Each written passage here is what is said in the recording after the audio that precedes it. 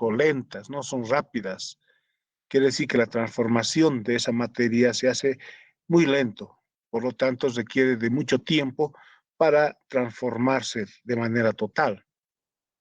Entonces es necesario la presencia de catalizadores, considerando que los catalizadores son estructuras químicas que agilizan la reacción, pero no son parte de la propia reacción, sino agilizan propiamente, ¿no?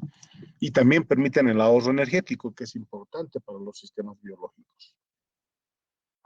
Entonces, estas enzimas actúan a nivel micro.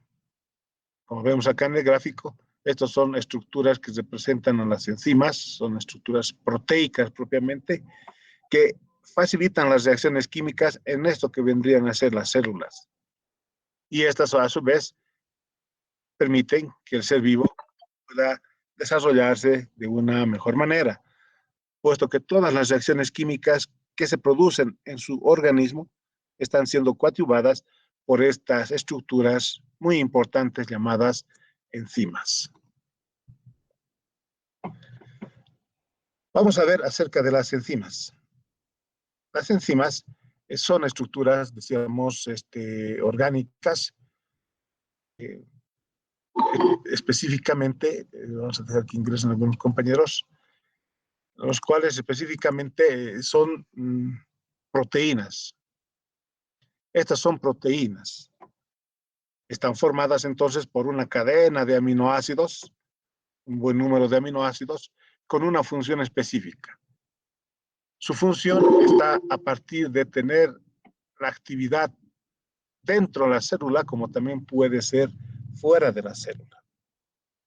Muchas enzimas tienen su acción dentro de la célula. Podemos mencionar el caso de las hexoquinasas, podemos mencionar el caso de las isomerasas, deshidrogenasas, y son varias las que tienen su acción dentro de la célula. Y dentro de la célula, en el citoplasma pueden estar presentes también a nivel de la mitocondria, la matriz mitocondrial, ¿no es cierto? Habíamos visto en la anterior clase, en la matriz mitocondrial, donde se va a producir el ciclo de Krebs, la cadena respiratoria, y ahí justamente tenemos una gran cantidad de enzimas que facilitan todos esos procesos. Pero también las enzimas pueden tener su acción fuera de la célula, fuera del contexto celular. Es el caso, por ejemplo, a nivel del estómago, que tenemos un conjunto de enzimas, pueden ser las lipasas, pueden ser las enzimas proteolíticas, que ya a ese nivel, en ese entorno extracelular, están cumpliendo su acción enzimática, específicamente sobre los lípidos, sobre las proteínas, actuando a nivel de los enlaces peptídicos, etc. Pero la gran mayoría de las enzimas están dentro de la célula. Toda acción biológica tiene una acción coadyuvada por las enzimas. Ya les decía que si nosotros tuviéramos unas 25 reacciones químicas que hacen parte a una vía o una ruta metabólica, entonces también tendríamos unas 25 enzimas presentes en el mismo. En cada reacción, una enzima. Es específica, ¿no? Es específica. Aquí tenemos en el gráfico lo que viene a ser una estructura que representaría una enzima, que es una proteína, con todas las que hemos ido viendo anteriormente. Es decir, tiene una estructura primaria, estructura secundaria, terciaria, cuaternaria, los enlaces correspondientes que también ya hemos comentado. Y tiene lo que vendría a ser un centro activo o centro enzimático, donde un otro constituyente que de aquí en adelante ya los tenemos bien visualizados, que se llama sustrato, será el que se va a incrustar en esta parte del centro sitio activo, como vemos en este otro gráfico. Ahí encontramos al sustrato y encontramos a la enzima, formando la unión enzima-sustrato o el complejo enzima-sustrato. ¿Ya? Y en ese interín, obviamente, se produce la interacción y la transformación de este sustrato en otro metabolito. ¿Ya? En otro metabolito. Entonces, esto es para darles una idea de cómo va a trabajar las enzimas.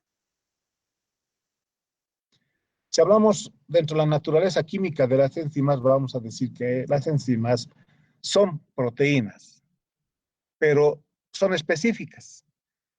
No es que las proteínas de manera general cumplirán la acción enzimática. Estas proteínas deben tener ciertas propiedades para ser consideradas enzimas. Esas propiedades son estas tres que estamos viendo acá. La especificidad, la eficiencia catalítica y la reversibilidad. Entonces, al tener la especificidad, la eficiencia catalítica y la reversibilidad, entonces podemos decir que esa proteína es una enzima. Si la proteína no presenta estas características, entonces esa proteína no es una enzima, pero puede ser otra función que tenga. Pudiera ser inmunológica, pudiera ser de transporte y tantas otras funciones que tienen otras estructuras proteicas. Entonces, no se olviden, son tres las condiciones que se requiere para que una proteína sea considerada una enzima. La especificidad, eficiencia catalítica y reversibilidad. Lo vamos a detallar más adelante cada uno de estos aspectos. También sabemos, y hemos ido viendo ya en un tema anterior, de las proteínas que están formadas por aminoácidos. Una serie de aminoácidos unidos mediante enlaces peptídicos, ¿no es cierto? Mediante enlaces peptídicos, que son fuertes, que son parte de la estructura primaria. Entonces, la secuencia de aminoácidos que está dado a partir del código genético le permite obtener a la enzima propiedades específicas que pueden tener su acción sobre la glucosa, póngase caso. Otras sobre los lípidos, otras sobre las proteínas, y así sucesivamente. Entonces, su composición también varía, y eso está dado en el código genético. Lo vamos a ver también en algún momento, toda esa parte, ¿no?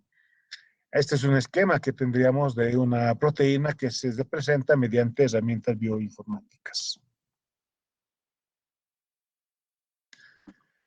Vamos a clasificar a las enzimas por su estructura.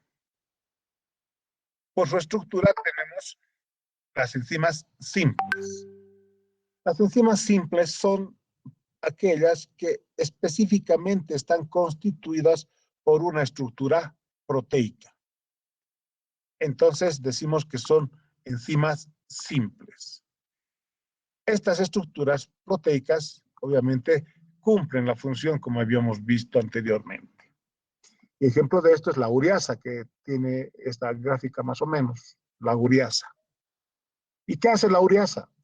La ureasa es una enzima que actúa de manera específica sobre la urea, transformándola en dióxido de carbono y hidróxido de amonio o amoníaco acuoso. La única función que tiene la ureasa es unirse a la urea vendría a ser el sustrato, y transformarlo en amoníaco acuoso o hidróxido de amonio y dióxido de carbono. Si vamos al gráfico anterior, aquí podríamos decir que esta es la ureasa. Esta es la ureasa, la enzima, y esta es la urea, el sustrato, ¿ya? Entonces, cuando se forma la unión enzima-sustrato, quiere decir que la ureasa se une a la urea, y en ese momento en que lo abraza, en ese momento en que están juntos, la enzima está transformando a esta urea el amoníaco acuoso y el dióxido de carbono. Esa es su función de la enzima, en este caso ureasa específicamente. Y en términos estructurales, la ureasa es proteínas, por lo tanto, un cúmulo de aminoácidos. Ya vamos a ver por qué es necesario sobre la urea. El organismo va a generar urea, va a sintetizar urea, y es muy tóxico. Esto se debe eliminar inmediatamente, y ahí están presentes estas enzimas, las ureasas, justamente para cumplir esa función. Las enzimas complejas son aquellas que, además de tener una fracción proteica tiene la presencia de un cofactor enzimático, a diferencia de las enzimas simples, que eran exclusivamente proteínas. Las complejas tienen proteínas y un cofactor enzimático. Un ejemplo de este tipo de enzimas complejas es la hexoquinasa. La hexoquinasa. Un cofactor enzimático es una estructura orgánica o inorgánica, pero que no es una proteína. Puede ser una otra estructura, ya les decía, orgánica o inorgánica, que está fijado dentro de la enzima. Vamos a suponer que esta es la hexoquinasa. Esta es la hexoquinasa. Y tiene unas estructuras de color rojo que no son proteínas. Pueden ser grupos, iones o cationes incrustados en la estructura proteica. Por lo tanto, ya no es una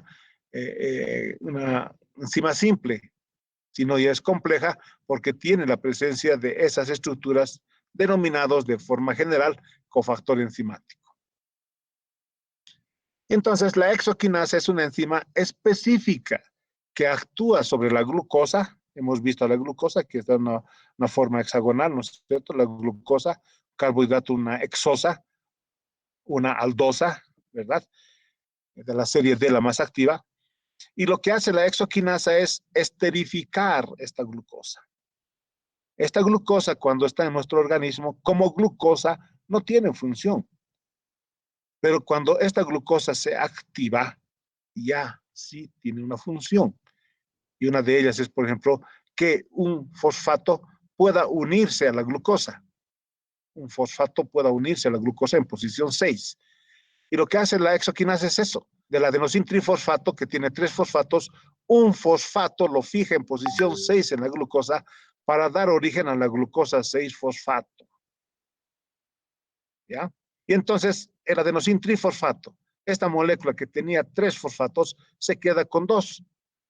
Adenosin difosfato, porque el tercer fosfato se ha fijado a la glucosa en posición 6. Además, vemos que en esta reacción donde tenemos a la enzima compleja, requiere de un ion, de un catión, se llama activador, llaman estos, ¿ya? Requiere de un activador como es el magnesio más 2 para que se produzca la reacción química. Entonces, un ejemplo de enzima compleja es la hexoquinasa. Es una enzima compleja porque tiene una estructura proteica y un cofactor enzimático. Ahora, algo interesante en estas enzimas complejas. El cofactor enzimático y la proteína, ambos unidos, hacen a la estructura compleja. Y esa estructura compleja es activa. Esa estructura compleja, como vemos acá, tiene actividad enzimática. ¿Está bien? Si nosotros por algún procedimiento extraemos el cofactor de la estructura, el restante, que es solamente proteína, pierde actividad enzimática, no tiene actividad enzimática. Necesariamente la actividad enzimática es cuando esta fracción proteica está fuertemente unida al cofactor, formando entonces la estructura de manera activa, que también se denomina holoenzima, ¿ya? O aloenzima, holoenzima. Entonces, desde ese punto de vista, esta fracción proteica, solamente la fracción proteica, se denomina apoenzima. La apoenzima es la parte proteica, ¿ya? Aloenzima o holoenzima es la enzima activa, donde tiene a la apoenzima o lo que vendría a ser la parte proteica más el correspondiente cofactor enzimático. Entonces, estos dos, si están separados, no hay actividad enzimática, pero si están unidos, tienen una forma activa. Entonces, la proteína puede transformar, en este caso, el sustrato en producto. ¿Ya? Entonces, es importante la presencia de estos cofactores que les decía, pudieran ser orgánicos o inorgánicos. Puede haber una gran variación. Bien, Hablemos del complejo funcional enzimático. Entonces, cuando hemos hablado de las proteínas, hemos clasificado de una manera muy general en, en dos, eh, en dos grupos, ¿no es cierto? Las enzimas simples y las enzimas complejas. Eh, Ahora vamos a ver ese conjunto de componentes que están inmersos en la actividad enzimática. Y como vemos en el gráfico, son varios. La apoenzima, la coenzima, sustrato, cosustrato, grupos prostéticos y activadores. Entonces, todos ellos están presentes en algún momento. No están los 6 siempre presentes. Eso debemos tener en cuenta. 2 sí deben estar siempre presentes. La apoenzima o la enzima propiamente y el sustrato. La apoenzima, que es la enzima, y el sustrato sí deben estar presentes. El resto, coenzima, cosustrato, grupos prostéticos y activadores, no es necesario que estén presentes, sino depende, ¿no es cierto?, de la naturaleza de la reacción química en la cual están participando. ¿Ya? Este es un gráfico muy interesante. Son gráficos que se generan mediante herramientas bioinformáticas, ya les decía. Se puede ver esta que vendría a ser la estructura proteica, esto que está de verde. Aquí vemos la forma de pliegues, ¿se acuerdan? Teníamos alfa hélice y de pliegues. En este caso, aquí podemos apreciar la de forma hélice y los pliegues, vamos a ver por ahí seguramente. Y aquí está el sustrato. Este es el sustrato. El sustrato, que es el cual siempre va a ser transformado por la enzima. ¿Ya? Y este lugar se denomina centro activo. También tenemos un cúmulo de enzimas, como ven ustedes, de aminoácidos, un cúmulo de aminoácidos que están ahí prestos a unirse al sustrato y transformarlo al sustrato. La idea principal es que este sustrato se tiene que transformar por acción enzimática. Y esto, a nivel del centro sitio activo enzimático, donde tenemos este tipo de aminoácidos, los aminoácidos que sujetan al sustrato y los aminoácidos que hacen la reacción química, tendrán una actividad inmensa a este nivel. Pero vayamos viendo cada uno de estos componentes del complejo funcional enzimático en términos de qué es lo que hace. Bueno, para comenzar, la apoenzima es la enzima, es la estructura proteica, si es simple. Y si es compleja, obviamente está unido con el cofactor enzimático que hace un momento hemos visto. Entonces, en esta proteína que tiene funciones enzimáticas, radica la especificidad.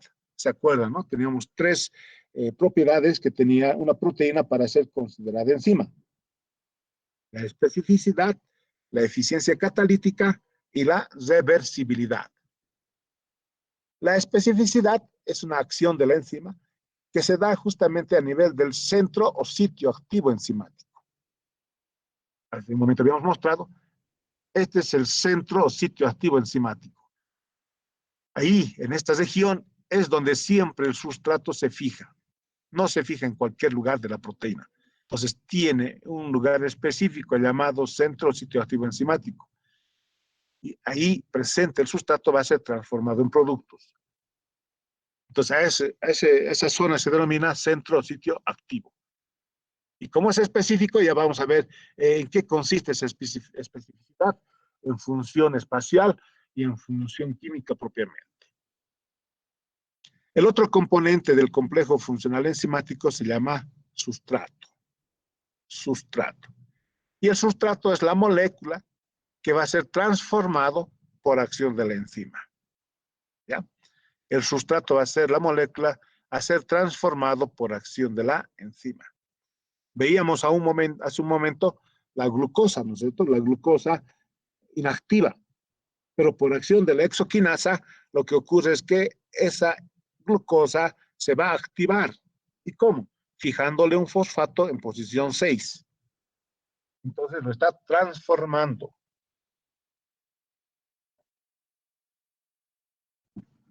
Y eso es lo que va a ocurrir entonces con el sustrato. Y hay varias formas de transformación del sustrato. Puede ser también fraccionado en otros componentes menores. Puede experimentar un reordenamiento de sus constituyentes químicos, etcétera, ¿no? En este caso, pues, cuando digo un reordenamiento de sus constituyentes químicos, la enzima se llamaría isomerasa, porque las isomerasas lo que hacen es agarrar al sustrato y ordenan la cantidad de carbonos, hidrógenos, oxígenos, para dar origen a una otra molécula diferente a la inicial. Pero en ningún momento eh, se pierde o ganan elementos constitutivos. Entonces, ahí tenemos una transformación, ¿no? Las isomerasas, por ejemplo. Y así, vamos a ver muchas en las clases siguientes. El cosustrato es una suerte de aceptor de grupos provenientes del sustrato en reacción de transferencia. ¿Qué quiere decir? Este sustrato muchas veces es fragmentado por acción de la enzima. Fragmentado por acción de la enzima, los fragmentos que se liberan, alguien tiene que tomarlos y eso se llaman cosustratos. Aceptan entonces grupos que provienen del sustrato, producto de ese fraccionamiento, y los llevan muchas veces a otros lugares donde serán utilizados en reacciones químicas. Esa es su función del cosustrato. La coenzima es otro constituyente del complejo funcional enzimático. Muchas coenzimas son estructuras químicas que derivan de las vitaminas. Las vitaminas, como ser la vitamina A, por ejemplo, es uno de los precursores para dar origen a la coenzima A. Y la coenzima A lo vamos a ver fundamentalmente en la parte del metabolismo de los lípidos de forma muy activa, ¿no es cierto? Cuando está presente el acil, por ejemplo, el acil que proviene de los lípidos. ¿Ya? Entonces, la coenzima son estructuras orgánicas que en muchos de los casos derivan de las vitaminas. Y aquí algo ya nos está diciendo, que hay una relación entre enzimas y vitaminas. También otra característica es que estas coenzimas tienen enlaces simples, ¿no es cierto? Tienen enlaces simples con la enzima propiamente, de manera tal que fácilmente puede ser roto, puede ser alterado este enlace químico. Los grupos prostéticos. Los grupos prostéticos también son muy importantes. Estos grupos prostéticos. Incrustaciones presentes en la estructura proteica. Son generalmente metales. Metales fijados en la estructura proteica mediante enlaces fuertes, a diferencia de la coenzima que tiene enlaces simples débiles. Ejemplo de eso son las catalasas, por ejemplo, las peroxidasas.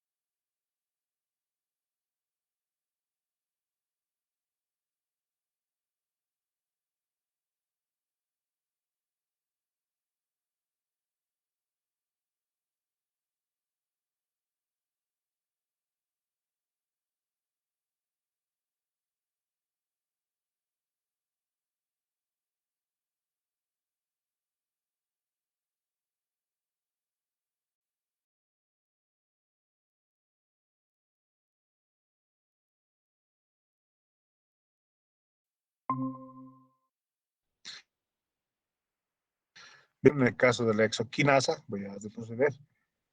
Por ejemplo, les decía, tenemos a un activador, como es el caso del magnesio más 2. En presencia de magnesio más 2, la exoquinasa puede unir prácticamente en la glucosa un fosfato para dar origen a la... Si no tuviéramos este ion, obviamente este proceso no se desarrollaría. Vamos a ver cuando estemos desarrollando minerales. Bien. Entonces, los constituyentes principales que hacen al complejo funcional enzimático. Coenzima, sustrato, cosustrato, grupos prostéticos y activadores. Les comentaba que dos sí o sí tienen que estar presentes. Si uno de ellos no está presente, no hay actividad enzimática propiamente. Por ejemplo, que el sustrato y la apoenzima o la enzima, la proteína, ¿no es cierto? Sí o sí tienen que estar presentes. El resto depende, ya les decía, de la naturaleza de las reacciones químicas. Por ejemplo, si necesitamos transportar oxígeno, seguramente tendremos la presencia de un grupo prostético, como es el caso del hemo o de hierro, para transportar. Pero si esa proteína no va a transportar oxígeno, entonces no hay necesidad de que tenga presencia de hierro. Se ubican. Entonces todo depende de la función incluso que va a tener esa proteína.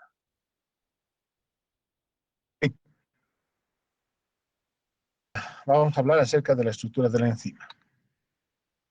Podemos decir que la enzima estructuralmente está constituido por proteínas, es una proteína. Y si es una proteína, obviamente tiene aminoácidos, ¿cierto? La estructura proteica tiene aminoácidos. Habíamos visto ya en uno de los primeros temas justamente esas características. Los aminoácidos son de diferentes tipos, ¿ya? Son de diferentes tipos que estarán unidos unos a otros para cumplir algunas funciones específicas. Habrán aminoácidos auxiliares, aminoácidos de contacto y aminoácidos de soporte. Contacto, los aminoácidos de contacto se unen al sustrato y los aminoácidos auxiliares transforman el sustrato. Lo que quiere decir que los aminoácidos de contacto y los aminoácidos auxiliares se encuentran en esta región, denominado centro o sitio activo enzimático. Vamos a suponer que esto que está pintado de verde es la enzima, la estructura proteica, y tenía un centro o sitio activo enzimático. Les había mostrado en una gráfica anterior, que vendría a ser esta región. Entonces, en este centro sitio activo enzimático se encuentran estos dos tipos de aminoácidos. Los de contacto tienen la función de unirse al sustrato. Este es el sustrato, cualquiera fuera. Entonces, esos aminoácidos se unen, es como que los están agarrando, se están agarrando del sustrato. ¿Ya? Mientras que los aminoácidos auxiliares transforman al sustrato. Mientras que los de contacto los están agarrando, los aminoácidos auxiliares están produciendo reacción química, transformando este sustrato en un nuevo producto. Tipo de aminoácidos se encuentran a nivel del centro sitio activo enzimático. Fuera de este sitio, se encuentran los aminoácidos de soporte. Estos aminoácidos de soporte, como decimos por acá, permiten dar la estructura espacial a la proteína. Como hemos visto en algunos gráficos, la proteína tiene una disposición espacial. Entonces, estos aminoácidos de soporte le dan justamente esa forma espacial a la proteína.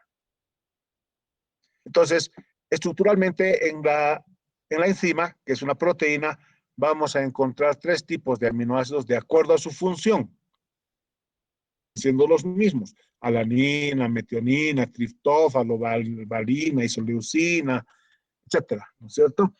Sin embargo, de acuerdo a su función, a nivel del centro sitio activo enzimático, vamos a tener los aminoácidos de contacto y los aminoácidos auxiliares. Y fuera de ellos se encuentran los aminoácidos de soporte, aquellos que dan una forma espacial a la estructura proteica.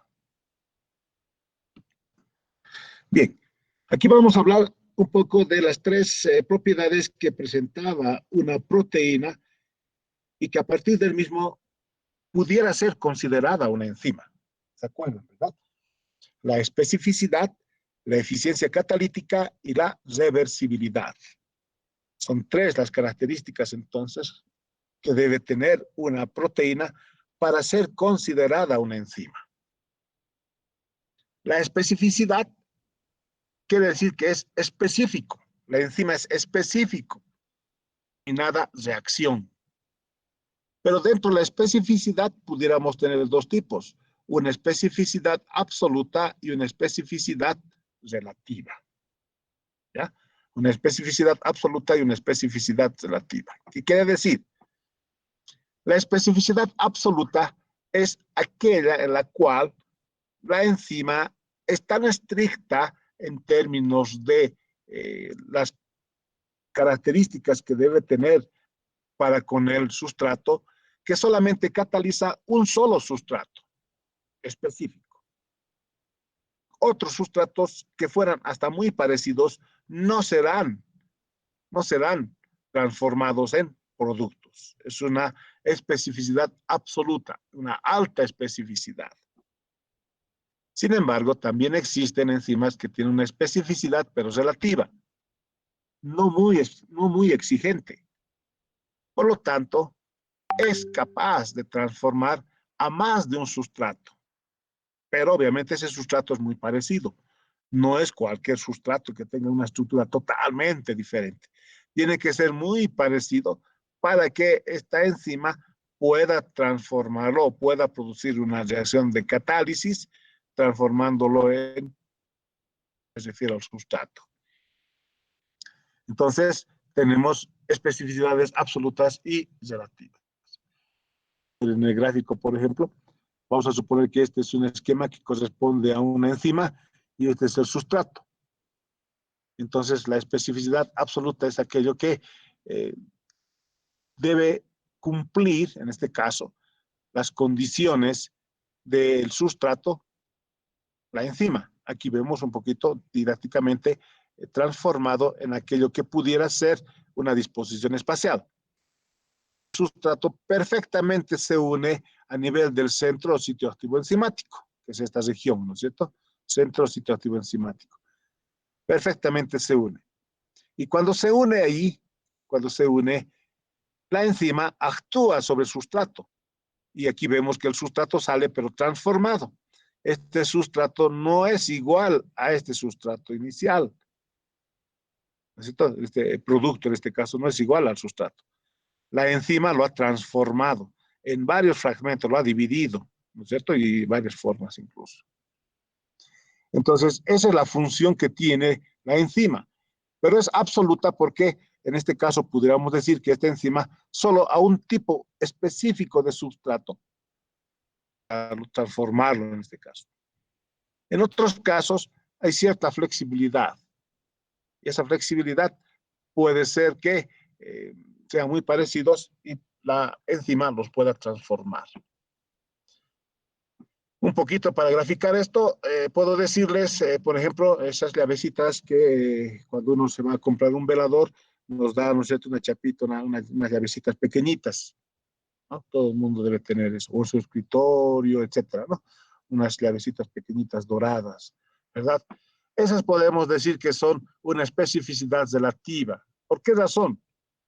Porque algunas veces esas llavecitas puede abrir otra chapa, ya sea de una caja de un escritorio, etcétera, ¿no es cierto? Pero no siempre, pero se da algunas veces.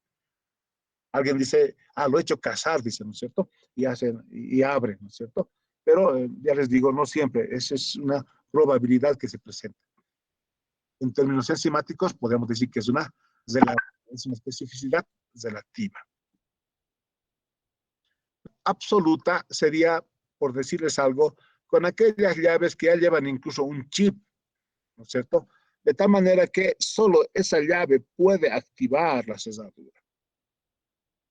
Otra que sea hasta parecido, todo, pero si no tiene el chip no va a activar. O sea, es totalmente absoluta en términos de una exigencia que presenta. En este caso, una especificidad absoluta tomando en cuenta parámetros enzimáticos.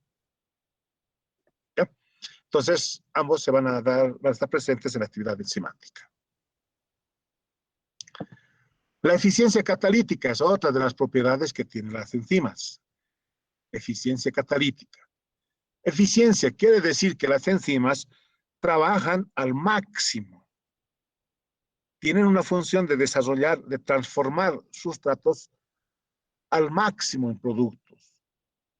Dice que, por ejemplo, una enzima es capaz de transformar una molécula de peroxidasa, que es una enzima que actúa sobre el peróxido de hidrógeno, es capaz de transformar 5 millones de moléculas de peróxido de hidrógeno en agua y oxígeno. Puede hacer.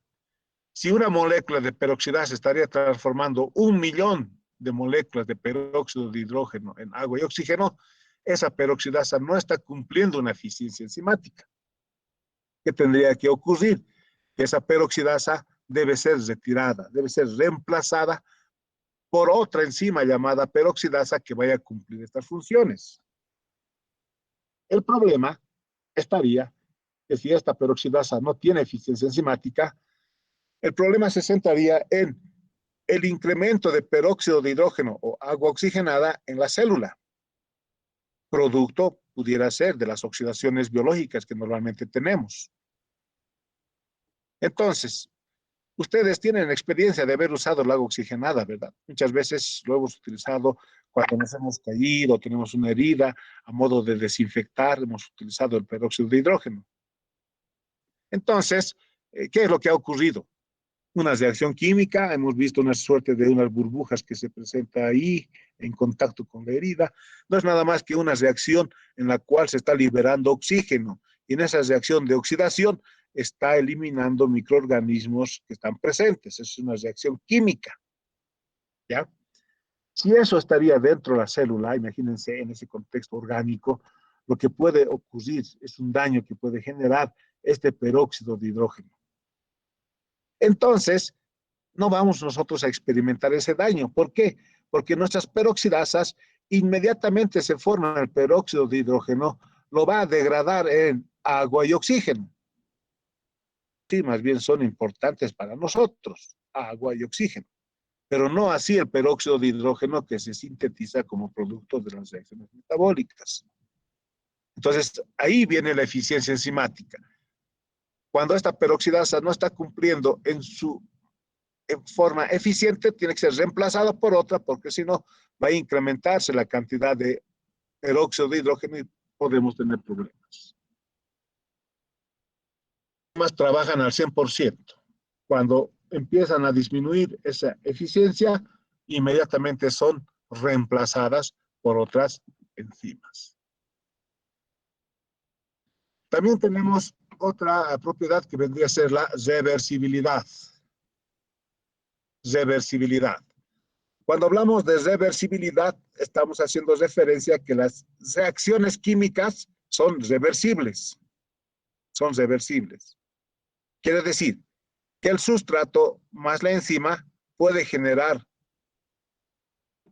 y obviamente libera la enzima. Hemos dicho que la enzima no participa directamente en la reacción, lo que hace es transformar el sustrato en producto. Del proceso se libera enzima y esta enzima estará libre para unirse a otro sustrato y seguir este proceso. Pero también puede ser que esta enzima se une a este producto para generar el sustrato. Entonces es una reacción reversible que va de ida y de vuelta. Y esto es importantísimo en los sistemas biológicos porque no todas las reacciones químicas se desarrollan a la misma velocidad. Unas reacciones químicas son más rápidas y otras son lentas. ciertos metabolitos intermediarios incrementan su concentración en el entorno celular. Y ese incremento de concentración de ese metabolito puede ocasionar daños dentro de la célula que se pueden manifestar en patologías, enfermedades, etcétera. Entonces, utilizan esta propiedad de la reversibilidad, donde esos productos se vuelven a unir a las enzimas para generar sustratos, y estos sustratos pudieran ir por otras vías, porque estas vías metabólicas se conectan unas con otras. Y de esa manera, lo que se hace es disminuir la concentración de este producto a niveles normales, donde no tengamos problemas. Desde ese punto de vista existe un equilibrio químico se llama esto, ¿no es cierto? Donde los reactivos generan productos y los productos reactivos se llama. Equilibrio químico, propiamente. Y esos conceptos son totalmente aplicables a esto que vendría a ser la reversibilidad como una propiedad de las enzimas. Y gracias a esta reversibilidad, entonces, los metabolitos intermediarios no se incrementan, no se disparan, no están en valores elevados. Eso puede ocasionar incluso hasta enfermedades, patologías, incluso puede llegar hasta la muerte, ¿no? Por elevada concentración. El bioregulador natural que tienen las enzimas coadyuva, ayuda muchísimo para descongestionar estas reacciones químicas. Entonces son esas las tres propiedades que presentan las proteínas para ser consideradas enzimas. Ser específicas, ser eficientes en su reacción química y presentar reversibilidad en la reacción química.